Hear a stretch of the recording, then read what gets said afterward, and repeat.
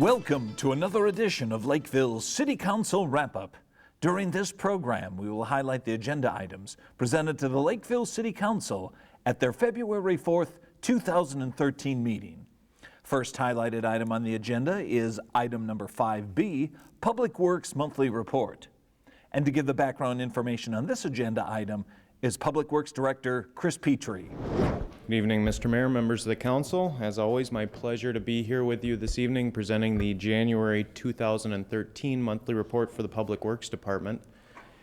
And I thought we'd take a look back at a few items from 2012, and I talked a little bit at our last monthly report, the one that we did for December 2012, about our water use, but I thought I'd further highlight that in 2012, and our utilities division distributed, as I mentioned before, 2.5 billion gallons of water in 2012. That is the most water that has ever been pumped by the city of Lakeville. When compared with our metered water, we only have a 3.5% unaccounted for margin. What that means, and that's down from 5% the year before, so what that means is our pumped water, or our distributed water versus our metered water, there's only a 3.5% variance. By industry standard, that's actually 10%. So we actually are very, very pleased with having only a 3.5% unaccounted for amount. Our average daily use was right around 7 million gallons. Water use per person was about 123 gallons per day here in the community. And our peak day, as I mentioned last month in 2012, was about 19 million gallons. Now, to take this a little further, our water treatment facility operated at about 80% capacity for about 14 days in 2012 and about 90% capacity for 8 of those 14 days. And what that means is on those peak days, the city has 17 wells, and nearly all of those wells are pumping into the treatment facility round the clock to try and recover and meet that demand. Now, moving into 2013, I'm going to take a step back and talk about back in 2008, the city negotiated and worked with the Minnesota DNR on a water supply plan and a water appropriation permit, which sets our maximum pumping capacity at 2.8 billion gallons annually. I mentioned we were at 2.5 in 2012. But what that permit also does is it sets the city's maximum pumping rate, as I mentioned, and a number of other conditions. Significant among those conditions is the establishment of our water use restrictions, our watering restrictions, as you all know about, and a tiered water rate structure, which we use here in the community to promote water conservation. Now, that water appropriation permit has actually a 5-year, it eclipses after 5 years. So now in 2013, as we look towards the end of the year in November, we'll be required to update that water supply plan as well as our water appropriations permit with the DNR. Now, again, looking back on 2012, as winter seasons go, it was a pretty poor year if you were to judge Minnesota winters. Relatively mild temperatures and less than 30 inches of snow compared to the year before, where we had about 90 inches, quite significantly different. Nevertheless, even though it was a calm year as far as snowfall amounts go, we were out 36 different times on different snow and ice control events. That is, our staff was out. Now, a snow and ice event effectively is any time a plow or a staff person responds to snow or ice on our roadways. Many times these accumulations are not significant, but the impact is a slippery road surface, which needs to be corrected with the application of de-icing chemicals or by timely snow removal. Over the course of 2012, our city plow operators spent approximately 3,000 hours on our roads in trucks dealing with those conditions. Some were relatively short events. There might have only been a total of 10 hours of time spent doing de-icing activities. However, one event, and I talked about it at last month's monthly report as well, in December of 2012, our crew spent nearly 360 hours dealing with that snow and ice event. So in total, to take it a step further, our crews applied nearly 1,600 tons of de-icing chemical during those snow events in 2012.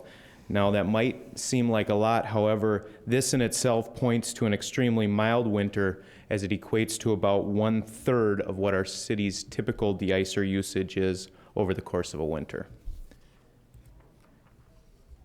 Now, one more slide looking back on 2012, and it kind of goes along with that first slide I showed you about our water distribution. And beyond the distribution of water, an effective way to measure the health of our water system is the number of water main breaks our city experiences over the course of a year. With cities with older infrastructure components, the number of breaks can be significant, and some large enough, like many of you have seen in Minneapolis or Coon Rapids lately, they might even catch the attention of the media. But for the most part, water main breaks are relatively small events that affect only a handful of houses or businesses for usually a very short period of time. Many water main breaks are found by either staff or residents who see water in the street at a time and a place where it would not be normal. Our utilities division, when responding to a water main break, uses leak detection to find the most probable location of the break, uncovers the pipe, repairs the break, and then returns the area to service. In some cases, this process can take a couple of hours. In other more complicated situations, it might take all day. And in 2012, our utilities division experienced 8 water main breaks, and our city's average is 12 water main breaks. So we were down in 2012. Water main breaks, and I mentioned this before, are extremely serious and receive immediate attention and repair from our utilities division staff. And that completes our monthly report for January 2013. I'm happy to answer any questions. Sure. Next highlighted item on the agenda is item number 7, Comprehensive Plan Amendment concerning Musa Expansion Area A. And to give the background information on this agenda item is Associate Planner Alan Kennan. Good evening, Mayor, member of City Council. Before we get into the actual 2010 MUSA amendment, I want to go back a little bit with the history of MUSA and how that got started. The Metropolitan Council accepts all of our sanitary sewer service throughout the city and actually within the 7-county area. A planning program that they have is creating the Metropolitan Urban Service Areas. Lakeville in the 1998 Comprehensive Plan Update created 5-year increments in the MUSA staging areas. In 2008, which I have in front of you, is the 2008 MUSA Metropolitan Urban Service Area Expansion. It reflects basically just a continuation of that original 1998 process.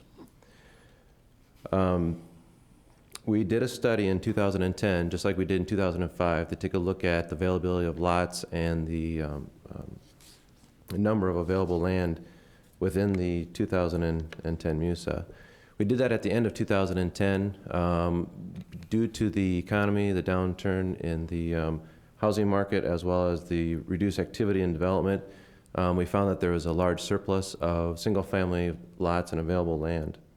At that time, Planning Commission and City Council both directed staff to delay opening the 2010 MUSA and within the next couple of years do an update to the study. In 2011, we did a development forum. As part of that process, we heard from the development community that there was a need for the city to take a look at the 2010 MUSA and the land that was available within that area. The 2012 study then, which was an update of the 2010, indicated that there wasn't really a change necessarily in the amount of available land or the available lots within the current MUSA.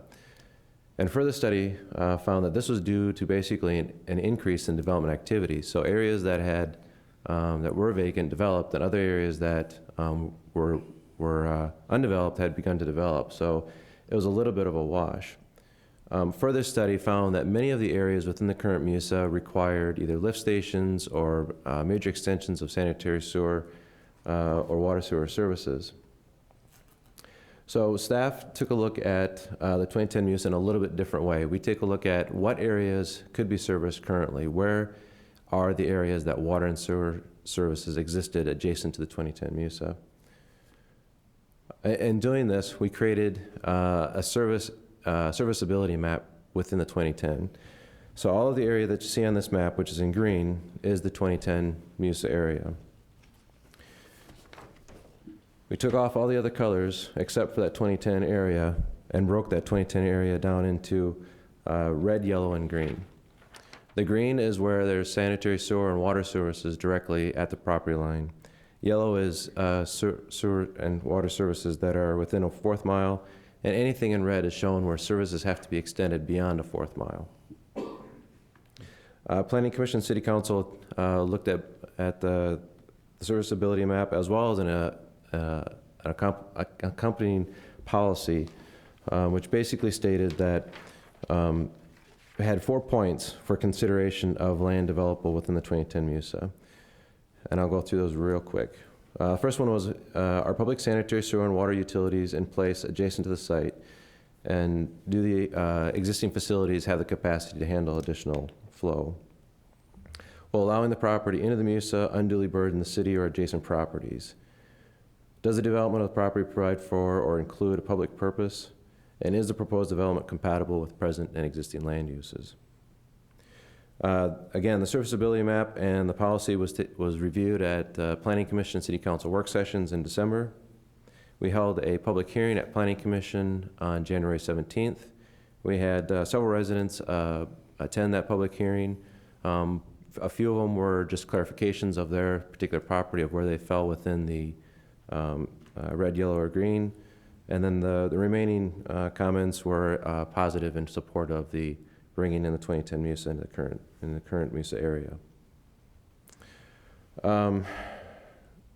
So with that, staff does recommend a conditional use permit to bring the 2010 MUSA into the current MUSA area, and staff is available for any questions. Item number 7 was approved by the Lakeville City Council. Next highlighted item on the agenda is item number 8, City of Lakeville 2013 Legislative Priorities.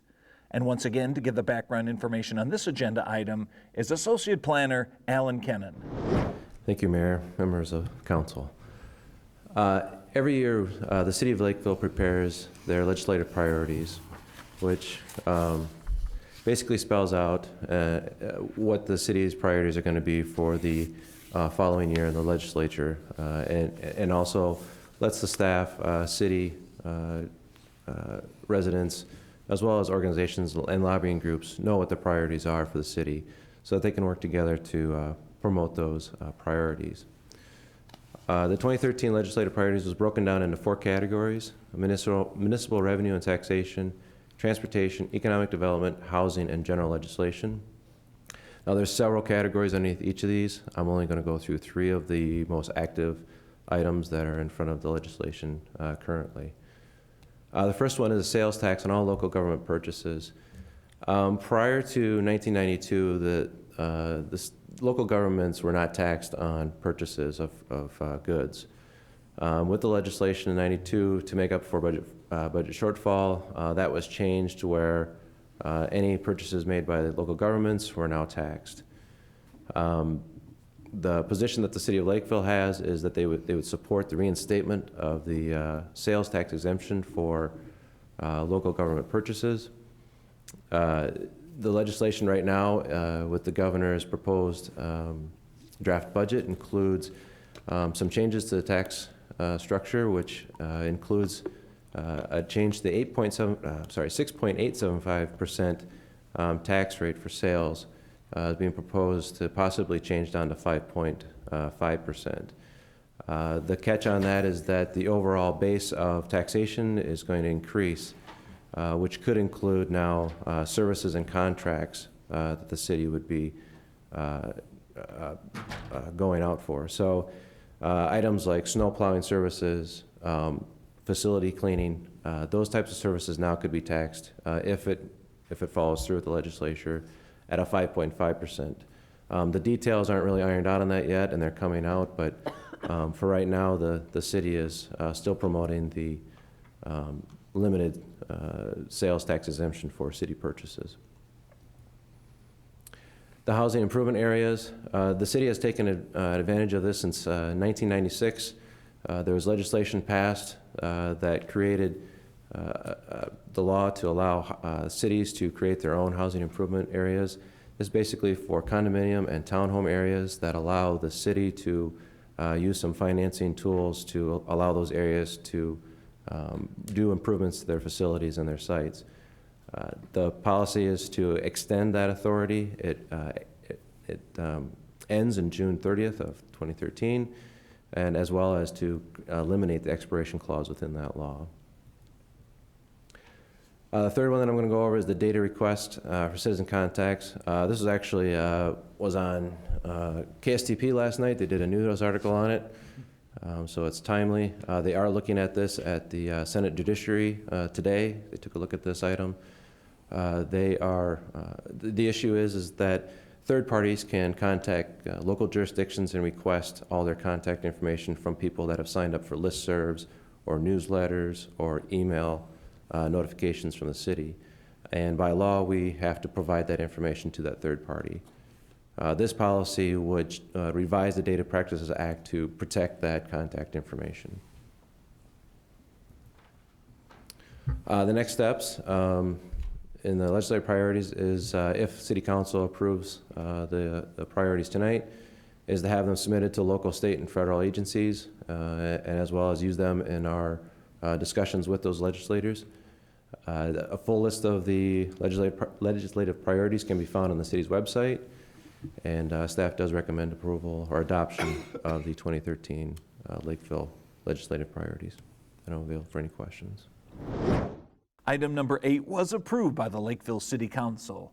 Well, those were the highlighted items presented to the council at their February 4th, 2013 meeting. If you have any questions or comments regarding these agenda items, please feel free to call City Hall. The number is 952-985-4400. Thanks for watching this edition of Lakeville City Council Wrap-Up.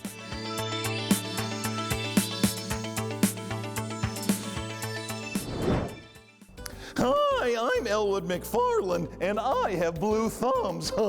If you want to create beautiful gardens to help keep our water clean, join us for a free Blue Thumb presentation. You can see dozens of inspirational and affordable garden designs that integrate native plants and clean our water. You might even qualify for a $250 grant for your new garden. Start thinking spring and join us at the Blue Thumb Workshop. Blue thumbs up!